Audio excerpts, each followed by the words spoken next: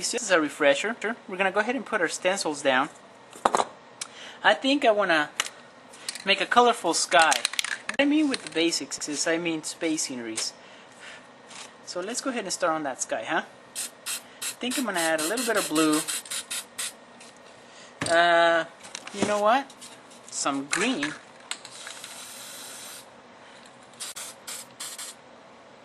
You guys remember this from DVD number 1, right? This is how you create the auras. So with a little bit of orange, and you know what? I'm going to put brown on top of that. Just like so. This will help me with the texture. And I'm going to go ahead and put black on top of that. Remember, you don't want to do more than 3 colors. What I mean with the chemical reaction is that you'll get a gray pasty-like, or it'll start to bubble a little bit and crack. That's what I mean. I've had a lot of comments on the web. People thinking that I meant, you know, like a dangerous chemical reaction. No, guys. It's nothing like that. It's just the paint does have a small chemical reaction where it creates different effects, that unwanted effects. That's what I mean by that. Nothing that can kill you, I don't think. So you don't have to worry about it. Alright, let's go. This planet, I believe I want to make red. Now, I know I'm not showing too much on this planet, but that's okay. I did say I wanted dark planets. Okay, I went ahead and put some orange on top of that. And I think that'll be it for that. I think I'll cover that with black. Not too much black, just a light layer of black. Okay, now let's create that texture. Just like so. Good. Now don't forget we have to add our shadow to it. Just like so. I'm covering most of the planets, I know you guys can tell.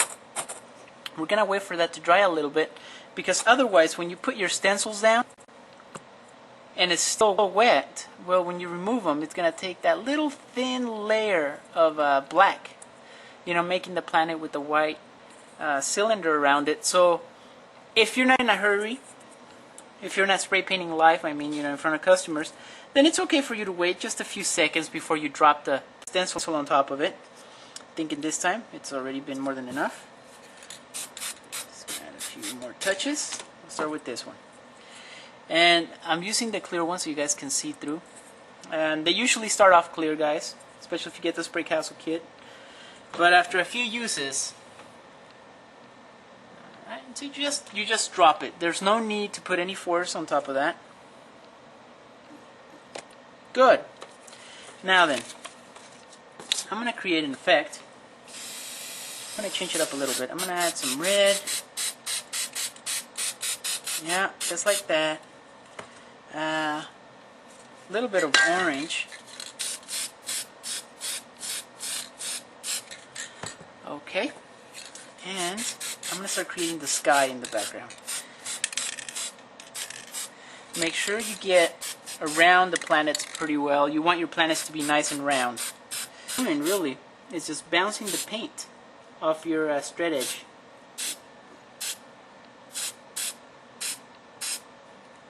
Just like so.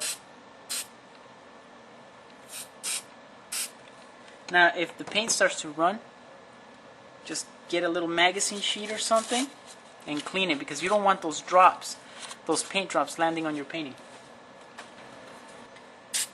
And we're just going to spray it on, just like so. It's going to make it the effect of a cloud. See? And this is just gray, guys. I'm going to go ahead and spray some black. And being that this is more advanced technique, the difference between the beginner techniques and the most advanced ones is that you go from, you know, making sure that your painting's still wet in the beginning ones so you can finish your painting, to the most advanced techniques where you can actually wait until your painting dries and continue painting after that. In this case, see, we're just adding the texture afterwards. So we don't have to pre put the black on here and then remove it with the magazine sheet. We can actually wait until that part is dry, and then we can add some colors. And this is a technique I'll get more into to show you guys. Okay, and I think we're gonna go ahead and put that right about here. Now I'm gonna make an ocean, and I want it to be a colorful one.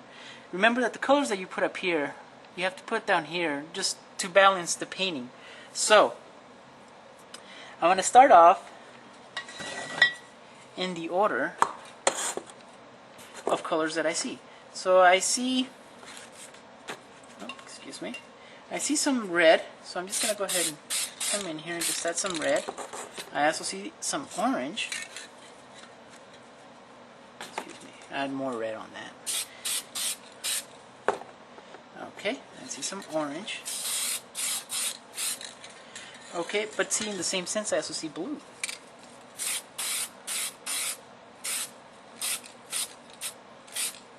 And of course, well, because it's water, you have to add a little bit more of that. But I also see green, so make sure you add a little bit of green. Like a U.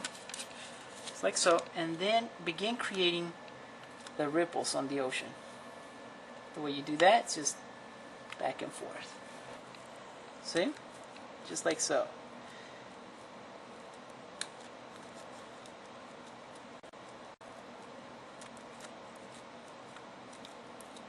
See how realistic that looks? Looks great, doesn't it? Because you're mixing the bottom colors with the top colors. And then you're leaving a little bit of those top colors, which makes it look like the sky is actually reflecting on the waves. Great. You want to keep doing